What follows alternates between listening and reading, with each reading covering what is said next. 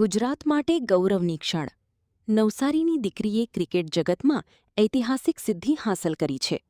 મૈત્રી મણિયારની ભારતીય અંડર-19 મહિલા ક્રિકેટ ટીમમાં પસંદગી થતાં સમગ્ર રાજ્યમાં ખુશીની લાગણી વ્યાપી છે.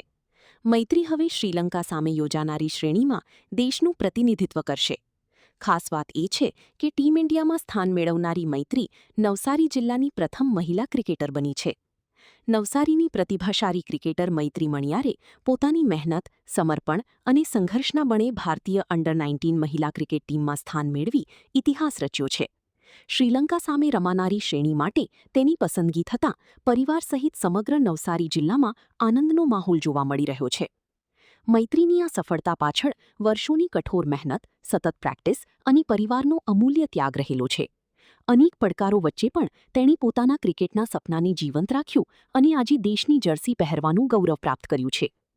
ટીમ ઇન્ડિયામાં સ્થાન મેળવનારી નવસારીની પ્રથમ મહિલા ખેલાડી તરીકે મૈત્રીએ માત્ર પોતાના પરિવારનું જ નહીં પરંતુ સમગ્ર ગુજરાતનું નામ પણ રોશન કર્યું છે. તેની આ સિદ્ધિ રાજ્યની અનેક યુવતીઓ માટે પ્રેરણારૂપ બની છે.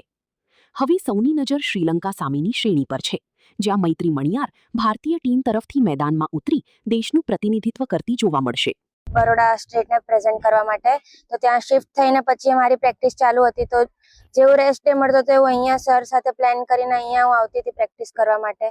તો એમાં મમ્મી પપ્પા મારા ફેમિલી મેમ્બર્સનું બહુ સેક્રિફાઈસ છે કે બે અહીંયા પપ્પા દાદા દાદી માટે રહે છે ને મમ્મી મારી સાથે ત્યાં બરોડા રહે છે. તો એ હું ક્યારે ભૂલી નથી શકતી. અને મારા બધા સર છે, Kanti sir, Hitesh sir, Sanjay sir, જો બધા મને પીચ રેડી કરી આપે છે ને જ્યારે બી હું કહું ત્યારે મને પ્રેક્ટિસ માટે ગ્રાઉન્ડ અવેલેબલ કરી આપે છે. મૈત્રી અંડર-19 સિલેક્ટ થઈ એ આપણા સૌ માટે ખૂબ ગર્વની વાત છે. નવસારી જિલ્લા માટે ગર્વની વાત છે. અને હવે એટલે તમે અટકી નથી જવાના કે આટલું કરીને અટકવાનું નથી. હવે વધારે આગળ જવા માટે ઇન્ડિયાની આપણે સિનિયર ટીમમાં પણ આવે એવી ગણતરી સાથે અમે એમની કામગીરી શરૂ કરી દીધી છે ઓલરેડી. હવે જેટલો સમય વધારે મળશે એટલો વધારે સમય અમે ફાળીશું. મૈત્રી બહુ જ ડેડિકેટ છે.